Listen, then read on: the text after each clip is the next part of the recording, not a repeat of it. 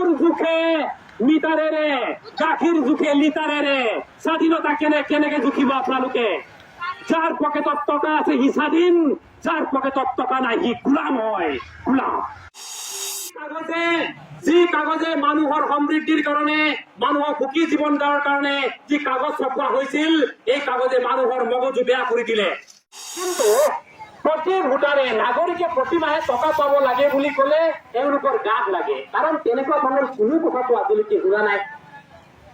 যদি শুনা নাই তেনেহলে আইন সংবিধানখনটো খুচৰি চাব লাগে আইন সংবিধানে দেশৰ ৰাষ্ট্ৰৰ সন্তানসকলৰ প্ৰতি নাগৰিকসকলৰ প্ৰতি কি ব্যৱস্থা কৰি থৈছে যাৰ ব্যৱস্থাৰ অন্তৰালত অৰ্থনৈতিক স্বাধীনতা আছে নে নাই সেইটোতো চাব লাগে গতিকে ইয়াৰ এটা কথা হ'ল তাৰপিছতে দ্বিতীয় কথাটো হ'ল যেতিয়া চৰকাৰৰ ঘৰৰ পৰা পোনপটীয়াকৈ চাকৰিয়ালে দৰমহাৰ আকাৰত টকা পায় দ্বিতীয় কোনে পায় দ্বিতীয় যিসকলে মন্ত্ৰী হয় বিধায়ক হয় সাংসদ হয় এইসকলে পায় এওঁলোকে বেতনো পায় পেঞ্চনো পায় কিন্তু মানুহৰ ধাৰণা এতিয়াও অহা নাই যে নাগৰিকেও যে বেতন আৰু পেঞ্চন পাব লাগে মানুহে কয় আইনত নাই কাৰণে ইয়াত ৰখি আছে নেকি কাপ পিটি আছে নেকি কংগ্ৰেছৰ জন্ম ইংৰাজ খেলিবৰ কাৰণে আপোনালোকে মনত ৰাখিব আজিতো দেশত ইংৰাজ নাই তেনেহলে কংগ্ৰেছে কিয় খাপ পিটি আছে দালালি কৰিবৰ কাৰণে আৰু ইমান বছৰ 60 বছৰ কিয় দালালি কৰিলে যিটো দালালিৰ কাৰণে আজি নেতাৰ সমিতিলৈ গুচি গল কিন্তু ভোটাৰৰ একো নহল আজি ভোটাৰ খাব নাপায় মৰি গৈ আছে মানৱ জীৱনটো কোনেও দুবাৰ নাপায় মানৱ জীৱনটো কোনেও দুবাৰ ঘূৰাই নাপায় এবাৰ মানুহ জীৱন পোৱাৰ পিছত আজীৱন পুষ্টিকৰ খাদ্য খাব নোপোৱা মানুহ আমাৰ সমাজত আছে আমি লাজ পাব লাগে প্ৰকৃতিয়ে সকলো দিছে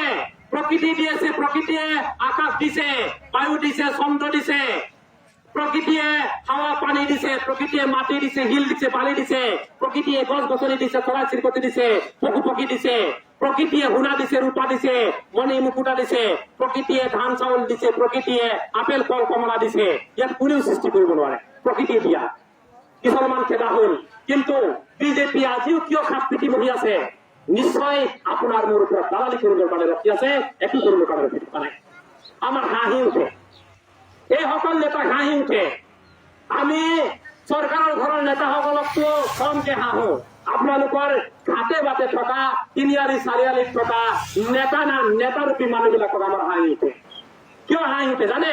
এওঁলোকে হিচাপ কৰিব টকাটো ক'ৰ পৰা দিব হিচাপ কোনে কৰে চৰকাৰে আজিলৈকে কোৱা নাই চৰকাৰে আজিলৈকে দিব নোৱাৰো বুলি কোৱা নাই কাৰণ চৰকাৰৰ ঘৰত এইটো প্ৰস্তাৱ পাছ হৈ আছে গৃহীত হৈ আছে আৰু আপোনাৰ মোৰ ওচৰত এগিলাচ মদ খালে নেতা হৈ যোৱা 500 টকা জেপত পৰিলে নেতা হৈ যোৱা মানুহে হিচাপ কৰিব টকাটো ক'ৰ পৰা দিব আৰু তোমালোকে যদি টকাৰ ইতিহাসেই নাজানা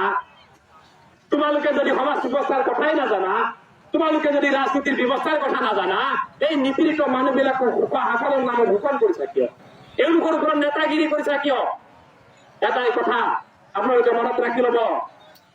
ৰজা যেনেদৰে বিলুপ্ত হল একদিন এইখন দেশৰ পৰা নেতা বিলুপ্ত হব কাৰণ আমাৰ পূৰ্বপুৰুষ যেতিয়া আছিল এইখন দেশত নেতা নাছিল ৰজা আছিল ৰজাৰ পৰা হত্যা কাঢ়ি আনি নেতা সৃষ্টি কৰি নেতাৰ হাতত হত্যা গতাই দিয়াটো ইমান ইজি কাম নাছিল কিন্তু আমাৰ পূৰ্বপুৰুষসকলে এই কাম কৰিছে নিশ্চয় মোৰে পূৰ্বপুৰুষ নাছিল যে নেতাৰ পৰা কি ৰজাৰ পৰা শাসন কাঢ়ি আনি নেতাক গতাই দিবৰ কাৰণে যেতিয়া এইখন দেশত ৰাজতন্ত্ৰ গুচি গল নেতাতন্ত্ৰ আহিল নেতাৰ উৎপাত আজি নেতাৰ উৎপাতত মানুহে খাব নোৱাৰে শুব নোৱাৰে আপোনালোকে মনত ৰাখক কাপোৰ জুখে মিটাৰেৰে গাখীৰ জুখে লিটাৰেৰে স্বাধীনতা কেনেকে জুখিব আপোনালোকে যাৰ পকেটত টকা আছে সি স্বাধীন যাৰ পকেটত টকা নাই সি গোলাম হয় গোলাম গতিকে এই গোলামী মানুহবিলাকে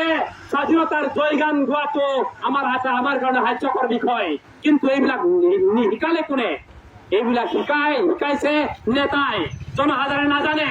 বেচেৰা জনসাধাৰণৰ চোখ নাই গতিকে মই ভাবো আপোনালোকক যিটো গণতান্ত্ৰিক ব্যৱস্থাৰ যি মূল হেতু আৰু অৰ্থনৈতিক ব্যৱস্থাৰ মূল হেতু তাক জগাবৰ কাৰণে আমি আহিছো যি কাগজে মানুহৰ সমৃদ্ধিৰ কাৰণে মানুহক সুখী জীৱন দিয়াৰ কাৰণে যি কাগজ ছপোৱা হৈছিল এই কাগজে মানুহৰ মগজু বেয়া কৰি দিলে যাৰ হাতত কাগজ বেছি থাকিল সি আটাইতকৈ ডাঙৰ বুলি গৰ্ব কৰিবলৈ আৰম্ভ কৰিলে, যাৰ হাতত এই কাগজ খিলা নাই তাক একেবাৰে নিকৃন বুলি গণ্য কৰিলে ভাৰত। এইকাৰণে অনাগত দিনত এই কাগজটো খতম কৰিবলৈ গৈছো। আপোনালোক যি চিনি পায় এইটো হৈছে কংগ্ৰেছৰ টকা,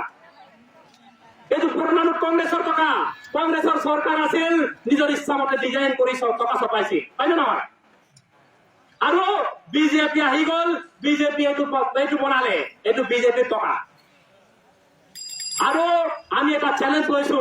কংগ্ৰেছ আৰু বিজেপি বাদ দি পেলাই এইটো ভোটাৰ্ছ পাৰ্টিৰ টকা। আমি চ্যালেঞ্জ লৈছো, কাৰ টকাটো বেছি মানুহে ব্যৱহাৰ কৰিছে? তোমাৰ চৰকাৰ আছে, তোমাৰ চৰকাৰ, তোমাৰ টকা চলোৱা। আমাৰ চৰকাৰ আহিব, তোমাৰ নোট খতম কৰি দিব, আমাৰ নোট চলাম। তো কি কৰিম? আমাৰ নোটটো কিন্তু ভোটাৰে প্ৰতি মাহে পাব। এইখন দেশৰ ভোট দিয়া প্ৰত্যেকজন মানুহক এইখন দেশৰ ৰাষ্ট্ৰপুত্ৰ হিচাপে গণ্য কৰা হব। ৰাষ্ট্ৰৰ সম্পত্তিৰ পৰা পুত্ৰ যেনেকে পিতা পুত্ৰৰ সম্পৰ্কত কিনা ঘূৰে নধৰে, তেনেকে প্ৰতি মাহে 8,435 টকা দিয়া হব। এতিয়া কথা হল, এই কাগজ খিলাক লৈ পেলাই যিখিনি মানুহে মত গৰ্ব কৰি আছে, সাৱধান ভাই সাৱধান, ইতিহাসে তোমালোকক ক্ষমা নকৰে। তোমালোকৰো বেয়া দিন আহি আছে। আজি তুমি হঠাৎ, আমি আজি ৰাস্তাত, ভোটাৰ আজি ৰাস্তাত, আহা কালিলৈ ভোটাৰ থাকিব হঠাৎ, তোমালোকে থাকিব ৰাস্তাত। ৰাতি যদি হয় দিনো হয়, ৰাতি যদি হয় দিনো হয়, দিন যদি হয় ৰাতিও হয়। ভোটাৰৰ ৰাতি কুকুৰা ডাক দিছে, বেছি সময় নাই। আমাৰ দিন হব, তোমালোকৰ ৰাতি হব। নেতা পলাই হাৰিব নোৱাৰিব। নেতাৰ এটাই ৰাস্তা থাকিব, মাত্ৰ মুছলিমৰ বুৰ্খাৰ তলত নেতা পলাই থাকিব পাৰিব, তাক ৰাস্তা থাকিব। নেতা খতম কৰাৰ কাৰণে যিখিনি পণ লৈছো, আমি ভাবো আপোনালোকে নিশ্চিত ৰূপত আমাক আশীৰ্বাদ দিব। সেই আশীৰ্বাদ আমি কাম্য। সদৰ জুলাইৰ পৰা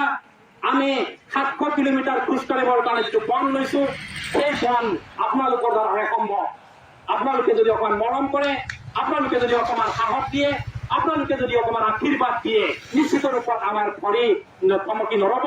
আৰু আপোনালোকে যদি আশীৰ্বাদ নিদিয়ে,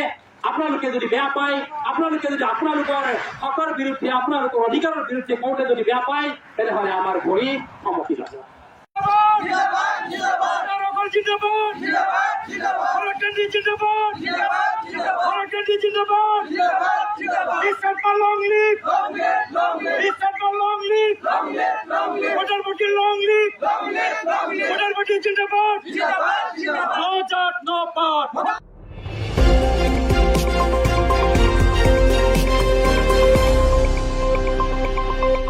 Audio Jungle.